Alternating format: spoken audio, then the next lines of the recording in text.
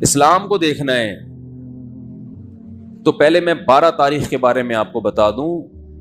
ہمارے پاس جو دلائل ہیں وہ سب سے پہلے قرآن ہے. ایسا ہی ہے نا؟ الحمد سے لے کے والناس تک پورے قرآن میں کہیں بھی نہیں لکھا ہوا کہ نبی صلی اللہ علیہ وسلم 12 تاریخ کو پیدا ہوئے تھے. آپ کہہ سکتے ہیں آپ تو بہت سی چیزیں نہیں لکھی, تو چلو جو نہیں لکھی وہ پھر حدیث میں آتی ہیں. احادیث ہم دیکھتے ہیں تو کوئی ایک صحیح روایت بھی, صحیح حدیث بھی اس بارے میں نہیں ہے کہ آپ صلی اللہ علیہ وسلم 12 ربیع الاول کو پیدا ہوئے. آپ کو معلوم ہے آج کل انگریزی تاریخوں سے عربی تاریخ اور عربی سے انگریزی نکالنا آسان ہے یا نہیں؟ آپ اپنی ڈیٹ آف برتھ لکھیں, گوگل سے پوچھیں کہ جس دن میں پیدا ہوا اس دن اسلامی تاریخ کیا تھی, گوگل بتائے گا کہ نہیں بتائے گا؟ گوگل بتا دے گا بھائی یہ بن رہی ہے. ایک دن کا فرق اس میں ہو سکتا ہے 29 اور 30 کی بیس پہ, یا مفتی منیب صاحب کی وجہ سے یا پشاور کی وجہ سے ایک آدھ دن کا فرق بولو بھائی ہو سکتا ہے, اس سے زیادہ نہیں ہوگا. اتنی بات پر پوری امت کا اجماع ہے, صحیح احادیث سے ثابت ہے کہ آپ صلی اللہ علیہ وسلم ربیع الاول میں پیدا ہوئے اور پیر کے دن پیدا ہوئے. اب میں ریاضی کی کیلکولیشن میں جاؤں گا تو بہت لمبا ٹائم ہو جائے گا, تو ریاضی دان سے پوچھ لیں آپ. تو جس سال آپ صلی اللہ علیہ وسلم کی پیدائش ہوئی وہ آپ کی وفات سے 63 سال پہلے تھا. راجح قول کے مطابق 63 سال کی عمر میں آپ صلی اللہ علیہ وسلم کا انتقال ہوا. اور اس سے پچھلے سال آپ نے جو حج کیا وہ حج جمعے کا دن تھا, تو جمعے کے دن 9 ذی الحجہ, اور اس سے اگلے سال آپ صلی اللہ علیہ وسلم کی وفات ہوئی ربیع الاول میں. تو کیلکولیشن کرنا آسان ہو گیا کہ نہیں ہو گیا؟ تو کیلکولیٹ کر کے دیکھیں گے اور 62 سال پیچھے جائیں گے تو کیلکولیشن کے حساب سے 12 تاریخ پیر کے دن بولو بھائی نہیں بیٹھ رہی. لیکن چلو کوئی ریاضی دان کھینچتان کے کچھ 62 کو 63 کر دے, 63 کو 64 کر دے, کچھ کر آ کے چلو فرض کر لو کہ بھئی امکان تھا.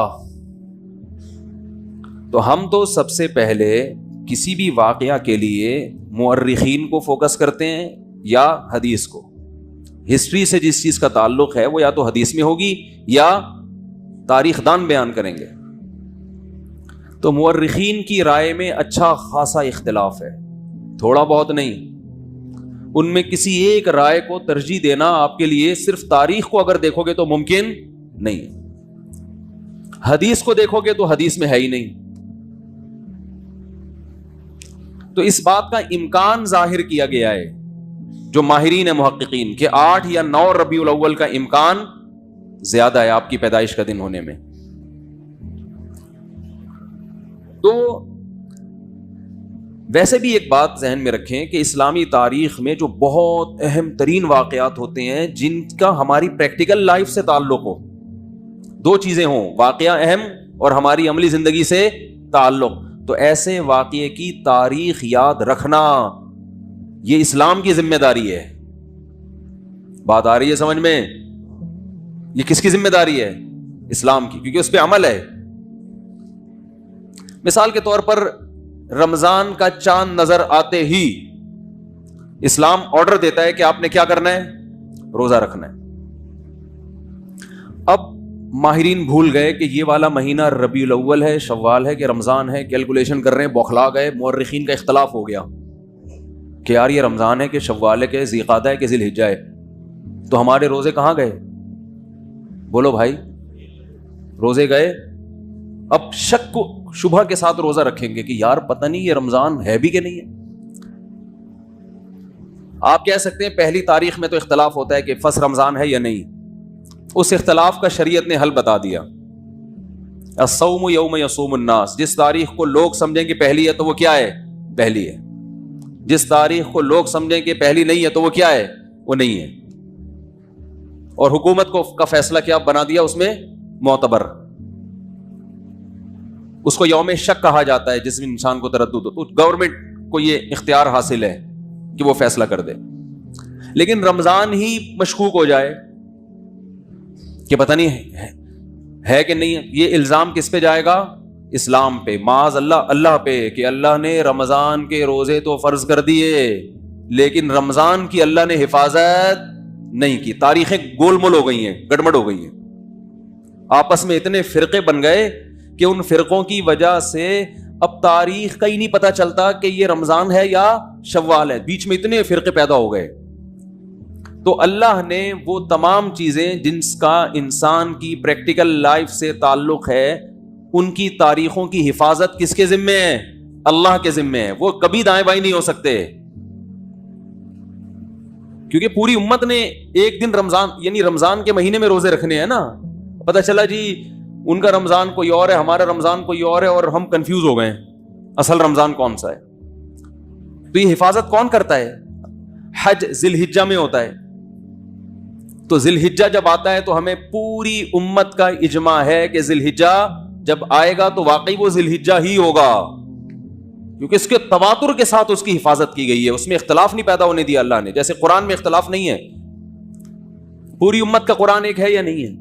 گرین کیا وائٹ کیا، زور سے آمین آہستہ آمین، جتنا بھی لبرل ہوگا بولے گا قرآن یہی ہے. کیونکہ اسی میں اختلاف ڈل جاتا تو پھر ایک عامی آدمی کہتا ہے اللہ مجھے کیا پتا چلے گا کہ تو نے قرآن میں نظر کی حفاظت کا حکم دیا یا نظر اٹھانے کا، کیونکہ اس کے پاس جو قرآن ہے اس میں کچھ اور لکھا ہوا ہے، ادھر کچھ اور لکھا ہوا ہے، پتہ ہی نہیں چلتا. تو پھر یہ اسلام میں ایک فالٹ ہونے کی علامت ہوتی معاذ اللہ. یہ فالٹ کس کا ہے؟ بولو بھائی، معاذ اللہ. یہ پھر اسلام کا فالٹ ہوتا، اس کو پتہ ہی نہیں ہے. عید الفطر کے دن کچھ احکامات ہیں. کیا ہے؟ روزہ رکھنے کی آپ کو اجازت نہیں ہے. ایک دن اسلامی تاریخ میں ایسا بھی آتا ہے، اس دن آپ کو غسل کرنا ہے. جو پورے سال نہیں نہائے ہوتے وہ سروس کرواتے ہیں اپنی. اس دن آپ نے مسجد میں آنا ہے، تکبیر کہنی ہے، 2 رکعت پڑھنے ہیں، شکرانے، عید مبارک. تو وہ پوری امت کا اجماع ہے کہ وہ کون سی شوال ہے؟ فرسٹ. اس میں اللہ نے اختلاف نہیں ڈالا. کیوں فرسٹ ہے؟ ایسا نہیں کہ کسی فرقے کے نزدیک 5 شوال ہے، کسی فرقے کے نزدیک 6 شوال ہے، کسی فرقے کے نزدیک 3. یہ چیزیں اتنی تواتر کے ساتھ بیان کر دی گئی ہیں کہ اس میں اللہ نے ذمہ داری لیے گویا کہ میں اس میں امت میں اختلاف پیدا نہیں ہونی. تو بیسک ہے نا، بیسک میں ہی ہو گیا تو یہ عامی آدمی غیر مسلم تو پاگل ہو جائے گا. تمہارا تہوار کون سا؟ میں تو یہی سمجھ میں نہیں آ رہا، کیا خیال ہے؟ وہ تو پاگل ہو جائے گا نا. اسلام کے 5 ارکان ہیں، ان میں نماز ہے. نمازوں کے اوقات میں اختلاف نہیں ہے. اختلاف اگر ہے بھی تو افضلیت کا. سب کو پتا ہے ابھی ظہر کا وقت ہے. ساری دنیا میں جب یہ ٹائم آئے گا تو کون سا وقت ہوگا؟ ظہر کا. تو جو بیسک چیزیں ہیں جن کا ہماری پریکٹیکل لائف سے ان تاریخوں کا تعلق، اور قرآن میں اللہ نے فرمایا قل ہی مواقیت للناس والحج، چاند کی جو منزلیں ہیں ہم نے لوگوں کے عبادتوں کے اوقات کے لیے متعین کر دی ہیں. چاند کا گھٹنا بڑھنا، 12 مہینے، یہ سب چونکہ اسلامی عبادتوں کا ان سے تعلق ہے. تو اگر 12 ربیع الاول کے دن اسلام کا کوئی حکم اس دن سے وابستہ ہوتا کہ نبی کی پیدائش پہ تم نے یہ کرنا ہے، تو اس پیدائش کے دن میں اللہ کوئی کنفیوژن نہ رکھتا. وہ تمام امت کا اتفاق ہوتا. بخاری مسلم کی صحیح حدیثیں ہوتی تواتر کے ساتھ کہ آپ صلی اللہ علیہ وسلم 12 تاریخ ہی کو پیدا ہوئے ہیں، جبکہ ہمیں اس بارے میں ایک حدیث بھی صحیح بولتے کیوں نہیں بھائی؟ نہیں. اب لوگ مجھے کہتے ہیں اس کی کیا دلیل ہے کہ ایک بھی صحیح حدیث نہیں ہے. جو دعویٰ کرتا ہے دلیل اس کے ذمے ہوتی ہے، جو انکار کرتا ہے دلیل اس کے ذمے بولو نہیں ہوتی. میں نے ستار بھائی کو 1 لاکھ روپے دیے، وہ پی گئے. اللہ معاف فرمائے کچھ ستار بھائی بیٹھے ہوں تو ان کے علاوہ کی بات کر رہا ہوں. وہ میرے خلاف عدالت میں کیس کیا، میں نے ان کے خلاف عدالت میں کیس کیا، انہوں نے 1 لاکھ روپے لیے ہیں. ستار بھائی نے کہا نہیں لیے. عدالت گواہ کس سے مانگے گی؟ دلیل مجھ سے کہ تم نے جو دیے اس کی کیا دلیل ہے. میں عدالت سے کہتا ہوں اس سے پوچھو اس نے نہیں لیے، اس سے دلیل مانگو. تو نہیں لینے کی کوئی دلیل دے سکتا ہے؟ عدالت کے گواہ پیش کرو کہ تم نے نہیں لیے. میں کہوں گا بھائی سارا دن 24 گھنٹے کون میرے ساتھ چپکا رہتا ہے جو دیکھتا رہے کہ میں نے ایک نہیں لیے؟ نہیں لیے، دلیل اس کے ذمے ہے جو دعویٰ کرتا ہے. بھائی اصل تو یہی ہے کہ کسی نے کسی سے پیسے نہیں لیے. جو کہتا ہے کہ لیے ہیں تو اس کے ذمہ ہے کہ وہ گواہ پیش کرے. نہیں لینے پہ گواہ نہیں, کسی کام کے کرنے پہ دلائل ہوتے ہیں, نہ کرنے پہ دلیل نہیں ہوتی. کوئی گواہی دے دے گا کہ اس نے نہیں لیے, وہ کہے گا پتہ نہیں بھائی, ہو سکتا ہے لے لی ہوں, مجھے کیا پتا, میرے سامنے نہیں. اس پہ تو گواہی ہوگی کہ میرے سامنے نہیں لیے. باقی چھپ کے لیے ہو, گندے نالے میں بلا کے لیے ہوں, W11 میں بلوایا ہو, یا کہیں چھاؤں میں آ کے لیے ہوں, یا پتلی گلی سے میں دیے ہوں, اس کا ہمیں نہیں پتا. تو میں جو یہ دعویٰ کر رہا ہوں کہ 12 ربیع الاول آپ کا یوم پیدائش ہے, یوم وفات, اس پر کوئی صحیح حدیث نہیں ہے. تو جو دعویٰ کرتا ہے نا کہ صحیح حدیث ہے, اس کے ذمے لازم ہے کہ وہ صحیح حدیث پیش کرے. پیش کرے گا تو ہم بتائیں گے یہ صحیح ہے یا کیا ہے, پھر ہم مدعی ہوں گے, پھر ہم بتائیں گے کہ جس کو آپ صحیح کہہ رہے ہو وہ صحیح نہیں ہے, اس پہ یہی اعتراضات ہیں, یہی اشکالات ہیں. تو پہلی دلیل, کوئی صحیح حدیث نہیں. دوسری دلیل, اگر یہ اس دن میں کوئی عمل ہوتا تو اللہ اس دن کو محفوظ رکھتے. سمجھ رہے ہیں, اس میں امت میں اتنا بڑا اختلاف نہ ہوتا. تیسری بات جو میں جلدی جلدی مختصر بیان کروں گا, میں پھر میں آیت کی تفسیر کو آج زیادہ فوکس کروں گا. تیسری دلیل یہ ہے کہ دیکھو رسول اللہ صلی اللہ علیہ وسلم نے پیر کے دن روزہ رکھا ہے. صحابہ نے پوچھا آپ کیوں رکھتے ہیں؟ آپ نے فرمایا میرا یوم ولادت ہے.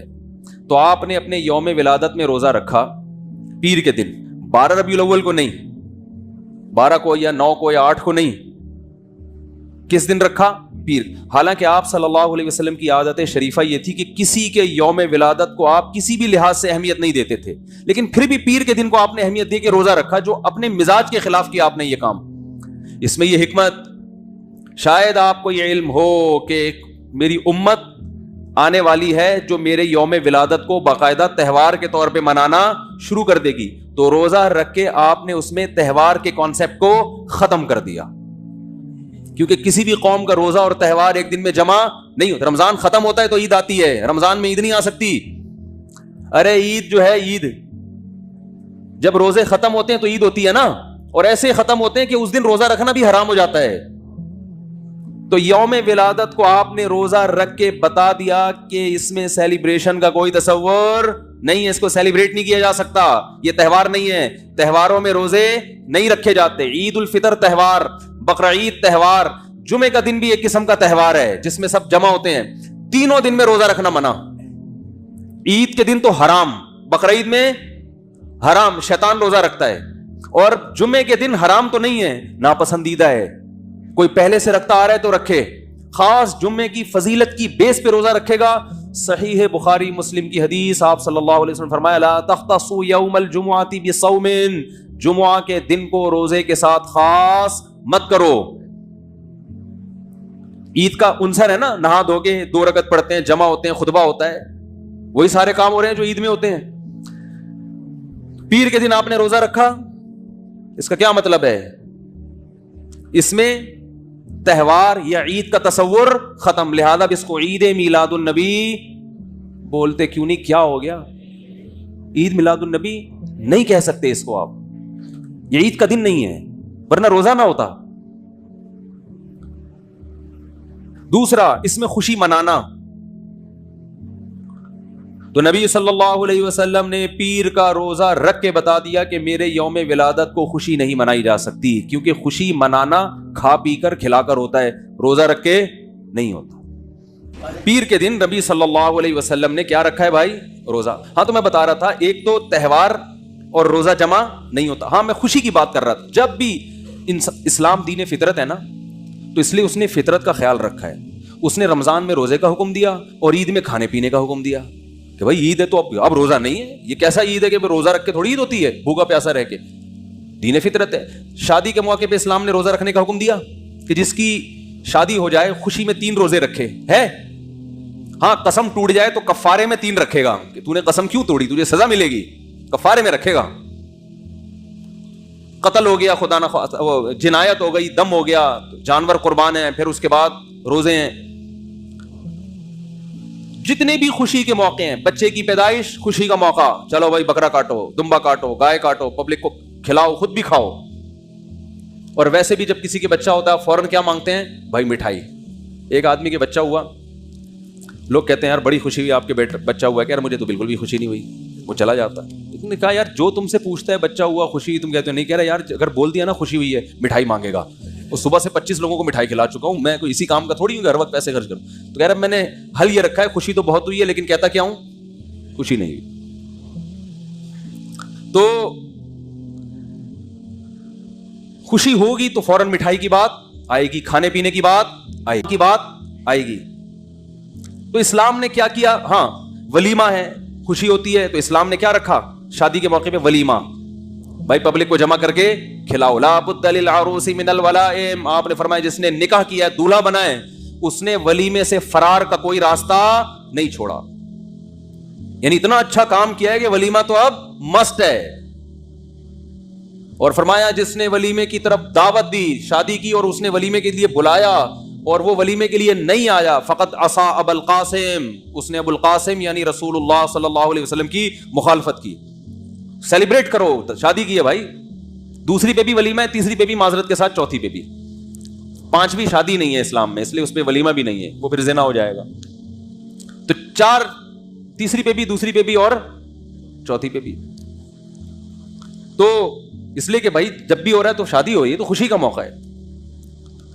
تو جتنے خوشی کے موقع ہیں، بچہ پاس ہو گیا، کھانے پینے کی باتیں. لیکن آپ نے اپنی ولادت کے دن روزہ رکھا تو کیا بتا دیا؟ یہ دن خوشی منانے کا بولو نہیں. خوش ہونا الگ چیز ہے، خوشی منانا الگ چیز ہے. خوش ہونا تو جائز ہے بھائی، ربیع الاول آیا، ایک انسان کو مناسبت ہے اس دن، اس مہینے میں نبی صلی اللہ علیہ وسلم پیدا ہوئے، خوشی ہوتی ہے لاشعوری، ٹھیک ہے. آپ صلی اللہ علیہ وسلم کی طرف کسی چیز کی بھی نسبت ہو، ہمیں اسے دیکھ کے خوشی ہوتی ہے، چاہے وہ جگہ ہو. ہم جب مدینہ جاتے ہیں زیارت کے لیے، آپ کی قبر کو دیکھ کے خوش ہوتے ہیں، ہم امی عائشہ کے حجرے کو دیکھ کے خوش ہوتے ہیں. لیکن دیکھ کے خوش ہو کے کیا مٹھائیاں بانٹنا شروع کر دیں؟ او بھائی بس خوش ہو گئے، اللہ کا شکر ادا کرو، اے اللہ تیرا شکر ہے تو نے امی عائشہ کے حجرے کی زیارت کرا دی. کوئی عمل نہیں ہے. تو خوش ہونا ٹھیک ہے، خوشی منانے کے تصور دیکھو. خوش تو روزہ رکھ کے بھی ہوتا ہے کہ اللہ نے عبادت کی توفیق دی مجھے. وہ خوشی جو سیلیبریٹ کے طور پر، جس کو ہم سیلیبریٹ کرنا کہتے ہیں، جس میں اجتماعی سطح پہ کچھ کیا جاتا ہے، وہ خوشی الگ خوشی ہے، وہ منانے کی اجازت، وہ روزے کے ساتھ جمع نہیں ہوتی. تو پیر کے دن آپ صلی اللہ علیہ وسلم نے روزہ رکھ کے بتا دیا کہ میرا یوم ولادت خوشی منانے کا دن نہیں ہے. خوش ہو جاؤ تو ٹھیک ہے، منانے کا نہیں، منانے کی اجازت نہیں ہے. آپ چوتھی بات، اسلام میں جتنے تہوار، چوتھی پانچویں نمبر یاد نہیں مجھے، اسلام میں جتنے تہوار ہیں دن کی روشنی میں ہوتے ہیں، رات کو نہیں ہوتے. کرسمس کب شروع ہوتی ہے؟ رات 12 بجے. آپ دیکھیں ان عیسائیوں کو، سارے 3 پیس سوٹ میں گھوم رہے ہوں گے پھول وول لگا کے.